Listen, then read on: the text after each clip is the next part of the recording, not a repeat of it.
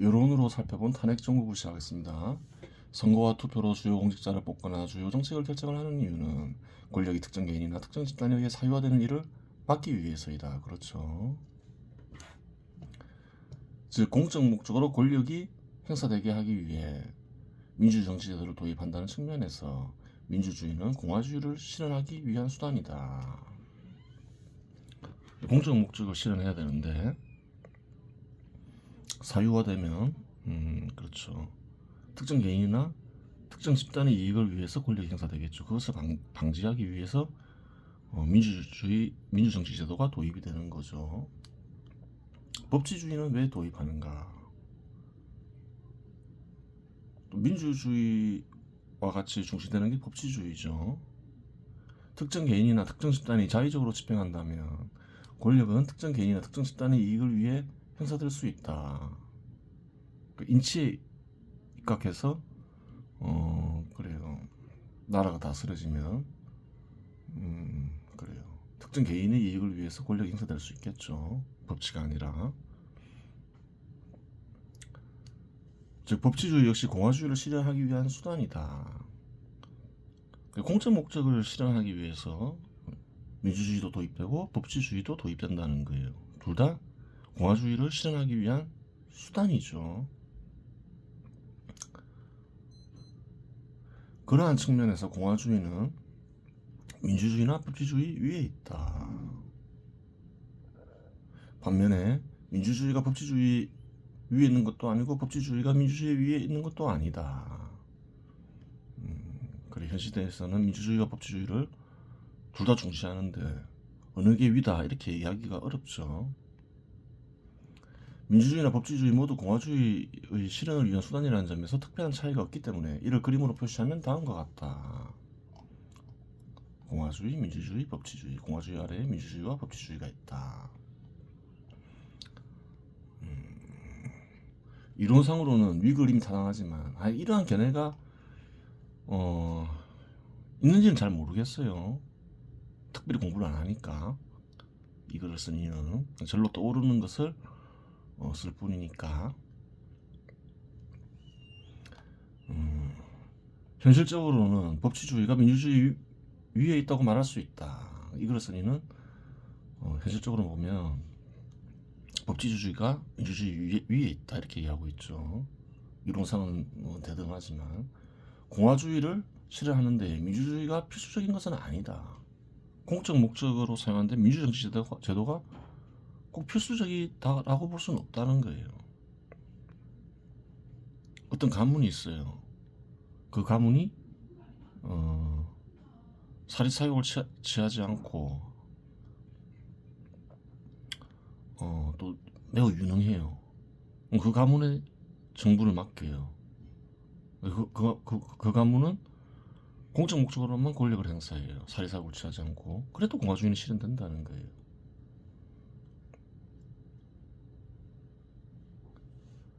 그래요. 근데 이제 그런 가문이 잘 없으니까 그렇게 하지 않겠죠. 역사적으로 보면 늘 사리사욕을 취하니까. 만일 공적 목적을 달성하는데 더 효과적인 정치제도가 있다면 민주주의 정치제도는 그러한 정치제도에 의해 대체될 것이기 때문이다. 뭐 뜻으로든 보완이 되겠죠. 현 시대 민주주의 정치제도는 공적 목적이 잘 달성이 안 되고 포퓰리즘으로 흘러가기 쉬우니까 결함이 크죠. 반면에 사회 구성원들 모두 법 없이 살 수 있을 정도로 선량하지 않은 이상 법치주의를 포기할 수는 없다. 그러한 이유로 현실성을 고려할 경우 법치주의는 민주주의 위에 있다. 그래요. 민주정치제도는 경우에 따라 보완되거나 폐기될 수 있지만 법치주의는 폐기될 수 없다. 모든 사람들이 법 없이 살 수 있을 정도가 되지 않는다면 그런 측면에서 보면 현실적인 측면을 보면 법치주의는 포기할 수 없으니 법치주의는 민주주의 위에 있다. 현실적으로 따져볼 때 그렇게 얘기할 수도 있어요.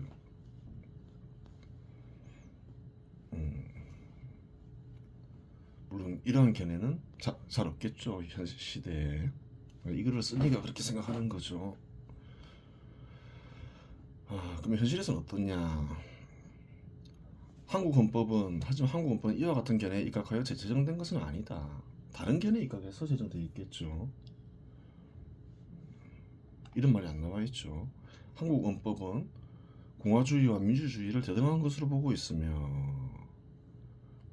공화주의를 위로 보지 않는다는 거예요. 대등한 것으로 보고 있으면 민주주의 실현을 법치주의 실현보다 우위에 두고 있기 때문이다. 이는 한국을 민주공화국으로 규정하지 법치공화국으로 규정하지 않는 것에서 근거를 찾을 수 있다. 대한민국 민주공화국이다. 민주정치 제도와 공화국을 중시하죠. 민주주의와 공화주의를 중시하는 거예요. 법치주의를 앞에 놓지는 않죠. 근거를 제시하는 거죠. 대한민국의 주권은 국민에게 있고 이거는 이제 공화국임을 선포하는 거죠. 모든 권력은 국민으로부터 나온다. 제1조가 이렇게 규정되어 있는 거예요. 그래요. 공화주의와 민주주의를 대등한 것으로 보고 있다. 민주정치 제도에서 선거와 투표는 민주주의를 실현하는 핵심이 되는 제도이다. 그렇죠. 선거나 투표 결과에 승복하지 않으면 민주정치 제도는 유지될 수 없다. 한국에서는 최고 지도자인 대통령을 선거로 뽑으면 임기를 보장한다. 그렇죠. 5년 보장하죠. 따라서 매우 이례적인 특별한 조건이 성립되지 않는 이상 대통령의 파면은 불가능하다. 아주 매우 이례적인 조건 속에서만 파면이 가능하다는 거예요. 그럼 이례적인 특별한 조건이 무엇인가 살펴봐야 되겠죠. 그렇다면 매우 이례적인 특별한 조건의 핵심은 무엇일까? 제일 핵심이 되는 조건은 대통령을 지지한 이들이 지지 철회이다. 국민의 다수의 뜻이다 이런 얘기는 안 하죠. 대통령을 지지한 이들이 지지 철회가 제일 핵심이 되는 조건이라는 거예요. 무슨 말일까 생각해봐야 되겠죠. 민주정치제도는 공화주의를 실현하기 위한 수단이라는 측면이 가장 중요하지만 다른 측면이 있다. 공화주의를 실현하기 위해서 민주주의를 도입하지만 그런 한 측면만 있는 게 아니다. 이렇게 얘기하고 있죠. 즉 나라를 다스리는 측면도 있지만 권력 투쟁을 평화적으로 제도화한다는 측면이 있다. 선거나 선거와 투표를 통해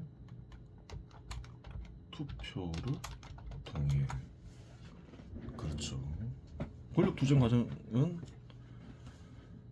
굉장히 잔인할 수 있죠. 서로 죽고 죽일 수 있고 전쟁을 할 수도 있고 암살할 수도 있고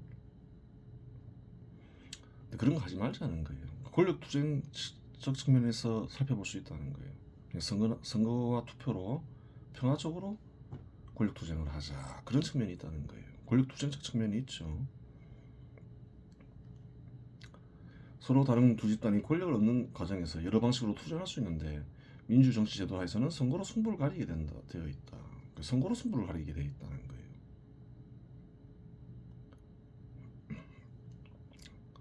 탄핵 이런 거는 아주 예외적인 경우에 탄핵을 이제 법적으로 보장하지만 아주 예외적인 것이겠죠.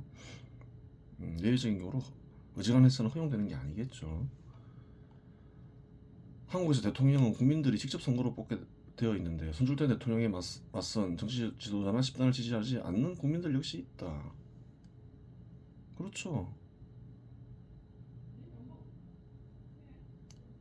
지지하는 국민들과 예를 들어서 윤석열 대통령이 있는데 지지하는 국민들과 지지하지 않는 국민들의 수는 팽팽하죠. 팽팽한데 윤석열 대통령이 됐잖아요. 이러한 국민들은 대통령을 원래부터 대통령을 지지하지 않으면 원래부터 지지하지 않았죠. 표현하냐 표현하지 않느냐 뿐이지. 좌파 인사들은 처음부터 그래 물러나라 했잖아요. 승복을 안 하는 거죠. 원래부터 그랬다는 거예요. 내일이라도 당장 정권이 교체되면 환호할 이들이다. 그렇죠. 처음부터 그랬다는 거예요. 그럼 이러한 이들의 의사가 중요하냐 생각해봐야 된다는 거예요. 그러한 이유로 이들의 의사는 대통령 파면에 있어서 하나도 중요하지 않다고 말하는 것이다. 그래요. 하나도 안 중요하겠죠. 원래부터 그랬으니까. 또 민주정치 제도 하에서는 민주주의 입각해서 하나도 안 중요하다는 거예요.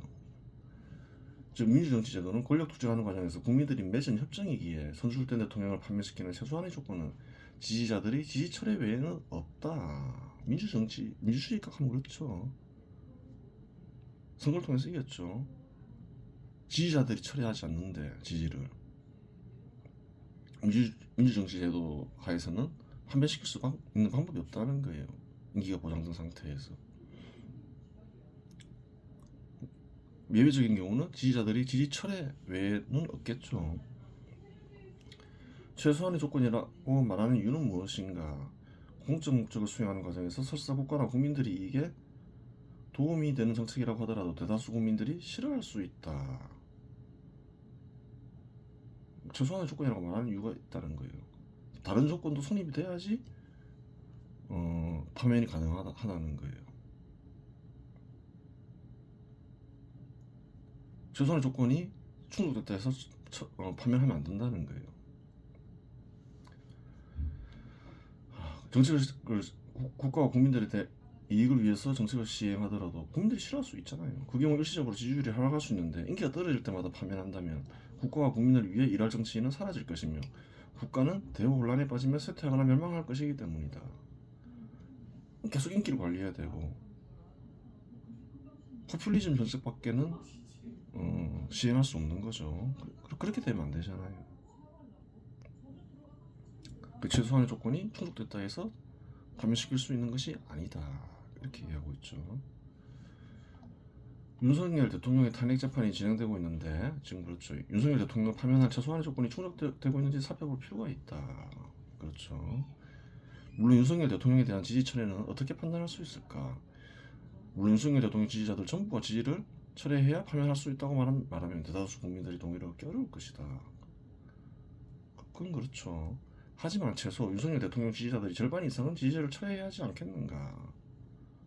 그렇죠. 절반 이상이 철회하지 않았다면 철회한 것을 보기 어렵죠. 최소한의 조건을 만족시키지 못한다는 거예요. 하지만 최소 윤석열 대통령 지지자들이 절반 이상은 지지를 철회하지 않겠는가. 윤석열 대통령에 대한 지지 여부를 정확히 알기 위해서는 국민투표를 해야 하겠지만 그렇죠. 국민투표가 제일 정확하죠. 그래서 파가는 게 제일 좋죠. 이는 현실적으로 불가능하니 여론조사를 통해 살펴보도록 하자. 대안을 마련해보자는 거예요. 윤석열 대통령에 대한 지지 여부는 정당 지지율과 대통령 지지율을 판단할 수 있다. 그렇죠.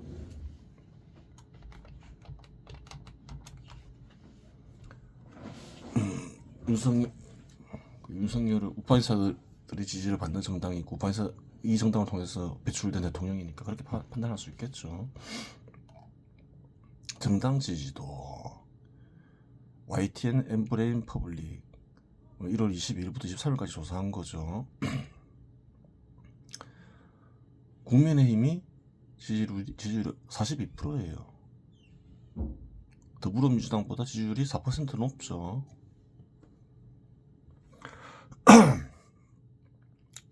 근데 더불어민주당과 조국혁신당을 합칠 수 있겠죠. 그러면 42%로 똑같아지죠. 팽팽해지는 거예요.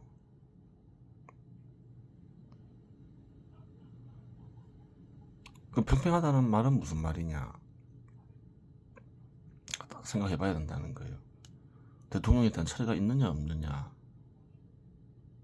당연히 철회가 거의 없죠. 그렇게 판단할 수 있어요. 18세에서 29세 지지율이 36%, 상당히 격차가 크죠. 더불어민주당과 30대는 37대 35 팽팽하죠. 서울과 경기를 보면 더불어민주당과 국민의힘이 팽팽하죠. 그래요. 국민의힘 지지율은 42%이고 더불어민주당 지지율은 38%이다. 조국 혁신당 지지자들은 더불어민주당 지지자들과 성향이 같으니 더불어민주당 지지율과 조국혁신당 지지율을 합칠 수 있다. 그러니까 조국혁신당은 더불어민주당 계열이죠. 그래요. 합칠 수가 있는 거예요. 그래도 더불어민주당 지지율은 42%로 국민의힘 지지율 42%를 넘어서지 못하고 있다. 동률이라는 거예요. 윤석열 대통령은 48.56%의 지지를 받으면 47.83%의 지지를 받은 이재명 후보를 따돌리고 당선됐다. 팽팽한 접전 끝에 이겼죠. 지금 지지율도 팽팽하죠. 그럼 어떻게 판단할 수 있나요? 윤석열 대통령에 대한 지지 철회가 없다. 이렇게 판단할 수 있는 거예요. 최소한의 조건을 충족시키지 못하고 있다. 더불어민주당을 지지하는 이들, 조국혁신당을 지지하는 이들의 의사는 하나도 안 중요하다. 왜? 원래부터 그랬으니까. 협정상 어떤가요? 권력투쟁 협정상 대통령 지지율이 대통령 지지율에 대한 철회가 없으면 불가능하다. 민주정치 제도하에서는 그렇게 되는 거죠. 이렇게 되는 것이고, 20대 대통령 선거 2022년 3월 9일 날 있었죠. 더불어민주당 이재명 47.83%, 국민의힘 윤석열 48.56%, 정의당 심상정 2.30%. 팽팽하죠. 우파 인사와 좌파 인사들이 힘은 팽팽해요. 그때 2022년도에도. 근데 국민의힘 윤석열 후보가 이겼죠. 대통령이 됐죠. 지금도 팽팽하죠. 여론조사에 보면 철회가 안 돼 있다는 거예요. 지지가. 그런 상황에서는 협정상 탄핵하면 그것은 민주정치 제도를 파괴하는 행위겠죠. 민주주의를 부정하는 행위인 거예요.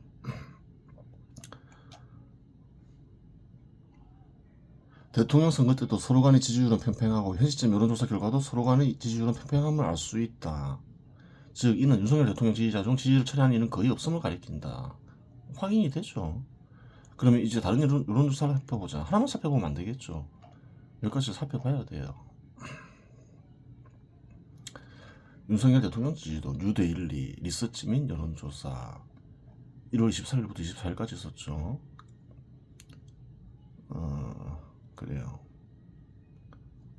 여기서는 대통령 지지율을 직접 조사했죠. 지지층 46.9%, 비지지 50.8%. 거의 지지 철회가 없죠. 18세에서 29세 보면 그래요. 뭐 지지하지 않는 게 좀 더 많죠. 30대 그래서 40% 이상이 지지하잖아요. 잘 봐야 돼요. 얼마를 얻었죠? 48% 얻었죠. 48.56. 한 4% 정도 빠져 있는 거예요. 크게 안 빠졌죠. 서울. 그리고 뭐 크게 빠지지 않았어요. 뭐 빠져봤자 뭐 한 3, 4% 정도죠. 위 여론조사에는 대통령 지지율을 직접 조사했는데 대통령 지지율은 46.9%만 알 수 있다. 그래요.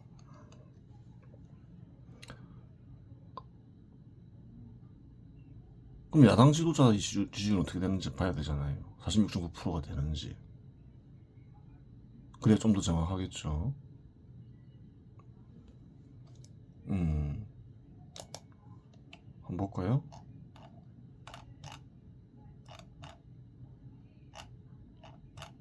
여기는 안 나와있네. 여기 안 나와있고. 야당 지도자도 있겠죠.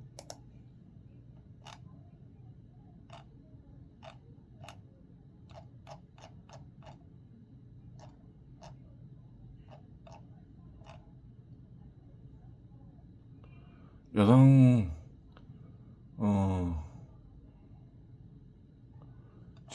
야당 대표에 대한 지지율.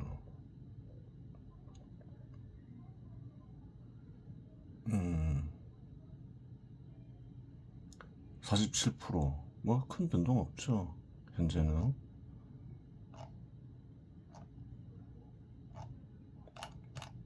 그리고 잠깐만.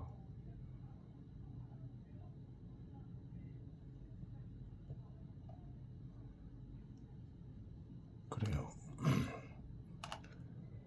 이건 좀 이상하죠. 뭐 여러 명을 해놨으니까. 뭐 이재명 대 김문수 42대 38. 아 그래요. 이재명 대 오세훈 41대 41. 뭐 팽팽하게 나오죠. 그래요. 한번 볼게요. 위 여론조사에서는 대통령 지지율을 직접 조사했는데 대통령 지지율은 46.9%임을 알 수 있다. 이는 대통령 선거 때 얻은 지지율보다 1.66% 작은 수치이다. 그렇죠. 큰 차이가 없죠. 한 1.66% 작다는 거예요. 즉 위 여론조사를 통해서도 대통령에 대한 지지는 철회되지 않고 그대로 유지되고 있음을 알 수 있다. 오차 범위일 수 있으니까 철회되지 않았다고 결론 내릴 수 있죠. 위 여론조사에서 정당 지지율은 다음과 같다. 뉴데일리 리서치 여론조사를 보면 국민의힘이 46%라는 거예요. 더불어민주당, 조국혁신당 합치면 한 40% 되죠. 6% 차이 나죠.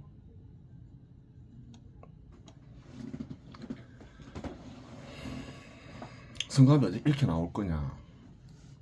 이렇게 나와요. 지금 선거하면 국민의힘이 이긴다는 거예요. 이 여론조사만 믿을 수 있느냐? 당연히 근거가 있으니까 그렇게 얘기하겠죠.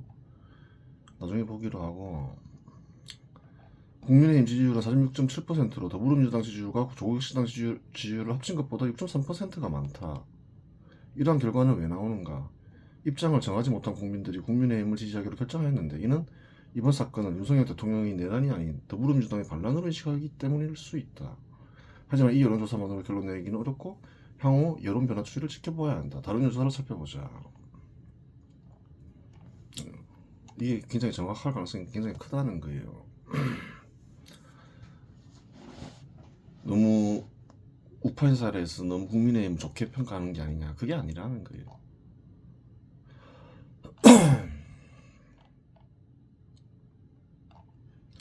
이건 어디 거냐?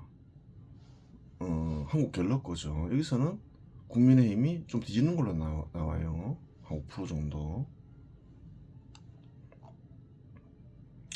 보겠습니다. 위 여론조사에서는 조국신당의 지지율을 합친 더불어민주당의 지지율이 국민의힘 지지율보다 5% 앞서는데 이는 앞의 여론조사와는 크게 다르다. 이는 다른 조사와는 달리 서울에서의 지지율과 18, 29세에서의 지지율에서 국민의힘 지지율이 더불어민주당의 지지율보다 낮게 나온 결과이다. 다른 여론조사를 살펴보자. 이건 틀린 거라는 거예요. 왜 틀렸을까요? 많은 사람들은 알겠지만 딱 보면 알 수가 있어야 돼요. 하여튼 그 일일이 설명하긴 그렇고. 그 다음에 리얼미터 걸 보겠습니다. 에너지 경제.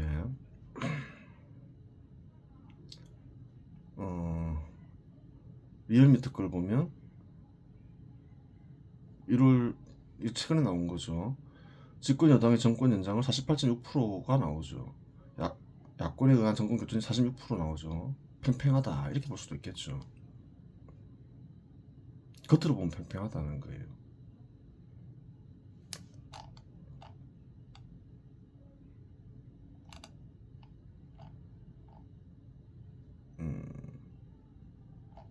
보겠습니다. 결과를 보면 우파 정당 지지율이 48.6%로 46.2%인 좌파 정당 지지율보다 2.4% 높다. 그러면 이 시점에서 선거를 치르면 어떻게 될까? 어떤 이는 정당 지지율이 평평한데 결과를 예측할 수 있는가? 의문을 제시할 수 있다. 물론 방법이 있다. 방법이 있다는 거예요. 대통령 선거 결과와 같은 여론조사 기관의 조사 결과를 비교해보면 된다. 대통령 선거가 있었죠. 또 이 여론조사 기관도 있죠. 상황을 비교해보면 안다는 거예요. 어려운 게 아니라는 거예요. 상당히 정확하겠죠. 그러면 조사 방식이 바꾼 것도 아니니까. 정당 지지도 최근에 조사한 거죠. 국민의힘이 46.5%, 더불어민주당 39%, 조국혁신당 4.2% 이렇게 나와 있죠. 국민의힘 지지율이 46.5%로 더불어민주당과 조국혁신당의 합친 지지율보다 3.3% 많다. 최근에 조사한 거죠. 하지만 크게 앞선 것은 아니니 서로 간의 지지율은 팽팽하다고 판단할 수 있다. 다른 조사에서도 이는 입증된다. 그래요. 정당 지지도를 볼 수 있겠죠. 이거는 뭔가요? 정당 지지도. 그래요. 그러면 이제 선거 직전 여론조사를 한번 보자는 거예요. 지금 당장 하면 국민의힘이 이긴다라고 말하는 이유가 있겠죠.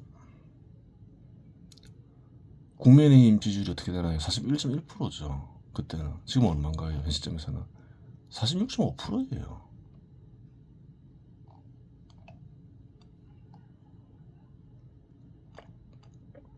그래요.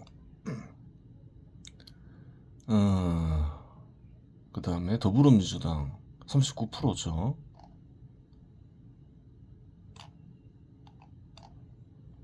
더불어민주당 그때도 39% 나왔죠.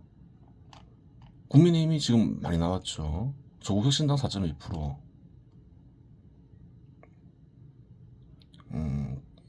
정의당이 2.6%. 지금은 국민의힘 지지율이 국민의힘과 조국혁신당을 합친 것보다 3.3%가 많죠. 근데 그때는 어땠나요? 20대 대통령 선거는 2022년 3월 9일 실시됐다. 마지막 여론조사에서 정의당과 더불어민주당의 합친 지지율은 41.7%로 국민의힘 지지율보다 0.6% 크다. 오히려 컸다는 거예요. 두 개를 합치면. 어쨌든 따로 나왔으니까. 컸다. 근데 두 개 합치면. 근데 지금은 더불어민주당과 조국혁신당을 합쳐도 국민의힘보다 작다. 후보 단일화 해도 국민의힘이 이긴다. 그 당시보다 더 나아졌죠. 그렇게 되는 거예요. 하지만 현 시점에서 지지율은 국민의힘 지지율이 더불어민주당 지지율보다 3.3% 크다. 수도권을 따져봐야 되겠죠. 수도권 인구가 많아졌으니까. 수도권의 경우 현 시점에서 서울에서의 지지율은 47.7%로 더불어민주당과 조국신당의 합친 지지율보다 5.8% 크다. 지금 서울 어떤가요? 47.7%죠. 그때는 어땠나요? 국민의힘 지지율이 41.9%라는 거예요. 2022년 3월에는. 지금은 46.5%죠. 인구가 굉장히 많죠, 서울은. 거기서 5.8%나 크다는 거예요. 2022년 3월에는 국민의힘 지지율이 41.1%로 더불어민주당과 조국혁신당의 합친 지지율보다 2.3% 컸다. 지지율 차이는 3.5%더 커졌다. 지지율 격차가 더 심해졌다 이 말이죠. 합친 것보다 더 심해졌다. 인천 경기 지지율은 48.7%로 더불어민주당과 조국신당의 합친 지지율보다 7.6% 크다. 2020년 3월에는 국민의힘 지지율이 39.5%로 더불어민주당과 조국신당의 합친 지지율보다 조국신당이 아니죠. 여기서는 정의당이죠.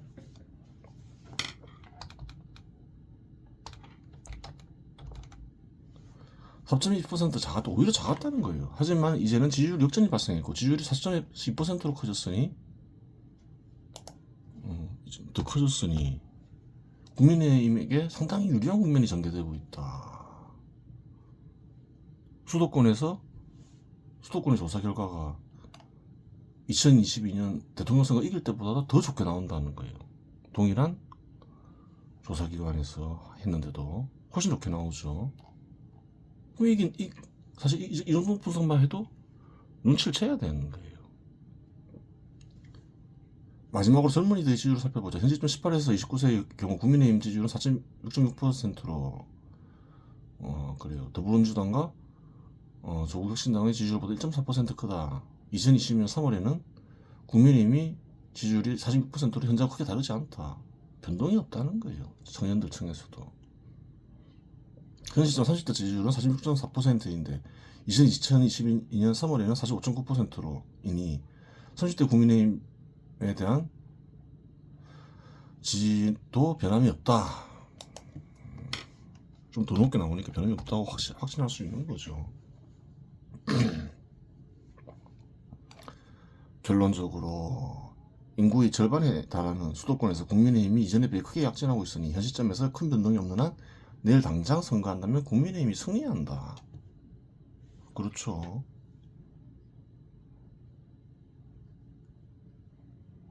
그런데 흔히들 이렇게 얘기하죠. 우파에서들이 막 열심히 하는 게 아니냐, 이런 조사를.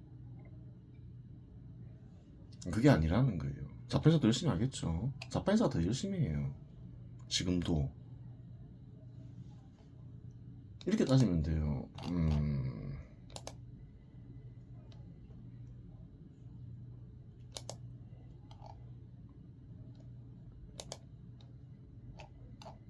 우파인스타들이 잘 대답 안 하죠. 잘 안 하는데,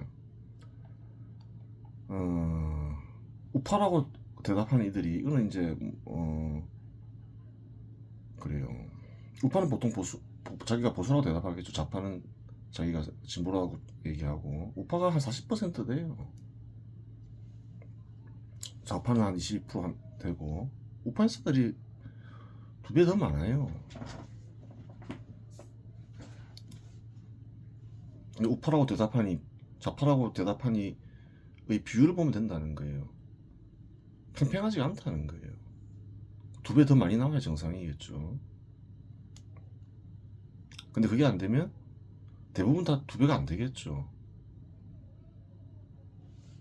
그래서 우파 인사들이 특별히 열심히 대답하고, 예전에 비해서 열심히 대답하지만 상황인 만큼 그렇게 그런 게 아니라는 거예요.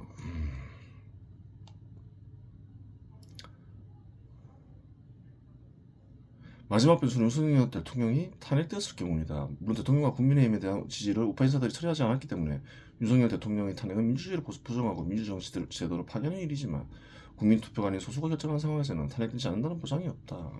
국민투표로 하면 탄핵이 안 되겠죠. 근데 소수가 결정할 때는 또 다를 수가 있는 거예요. 국민들의 생각과 재판하는 이들의 생각에는 차이가 있을 수 있다는 거예요. 윤석열 대통령이 탄핵되면 지지율이 크게 요동칠 수 있는데, 이는 결국 대응의 문제이다. 어떻게 대응하느냐에 따라서 지지율이 달라진다. 그것은 탄핵될 때 박근혜 대통령의 대응과 윤석열 대통령의 대응을 비교해보면 확연히 알 수 있죠. 더불어민주당을 반란 세력으로 규정하고 굽힘 없이 저항하면 현 추세가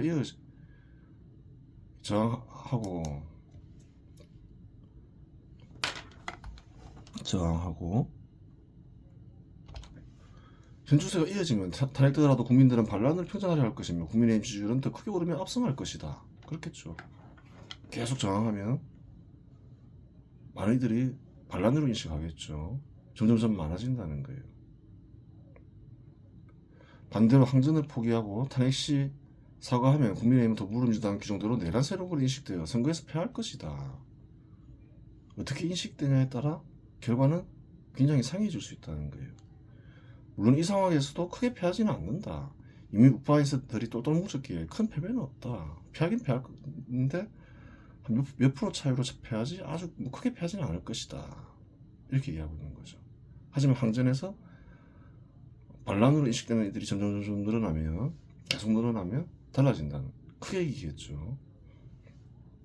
즉 게임으로 치면 인식게임이다.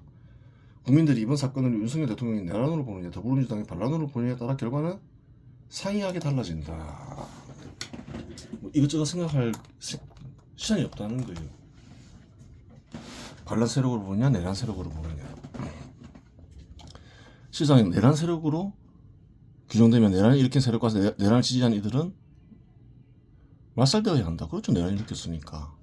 물론 반란 세력으로 규정되면 반란을 일으킨 세력과 반란을 지지한 이들 역시 맞살되어야 한다. 즉 한쪽이 맞살되어야 하는데, 더불어민주당과 좌파 인사들이 먼저 벌인 일이니 반란 세력과 반란 세력을 지지하는 이들로 규정되어 맞살되더라도 할 말 없을 것이다. 그렇죠. 우파 인사와 우파 세력과 우파 세력이 배출하는 대통령을 내란 세력으로 못 이들은 좌파 인사들이죠. 마살시키겠다 이 얘기죠. 가만히 있을 수 없잖아요. 그래요. 만약 일본에 탄핵되어 대통령 선거가 열리면 이번 대통령 선거는 데스매치가 될 것이다. 그렇죠. 이번 시간에서 마치겠습니다.